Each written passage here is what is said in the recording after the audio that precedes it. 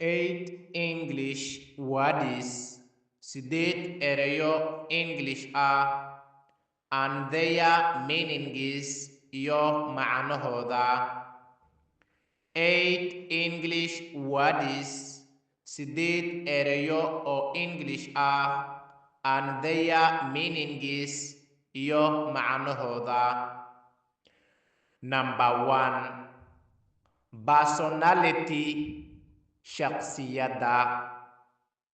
Personality, shakhsiyadda.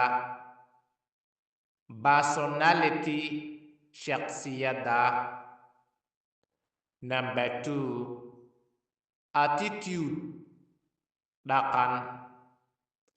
Attitude, dhaqan. Attitude, dhaqan. Number 3, polite, asluub. Polite, asluub. Polite, asluub. Number 4, weapon, hub.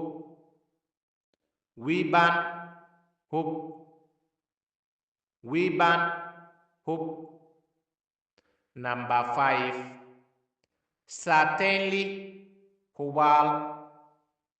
Certainly, hubaal. Certainly, hubaal. Number 6, getting, helid. Getting, helid. Getting, helid. Number 7, neighbor, sharaf leh. Neighbor, sharaf leh.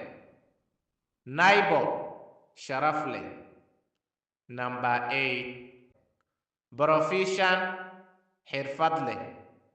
Profession, xirfad leh. Profession, xirfad leh. Profession, xirfad leh.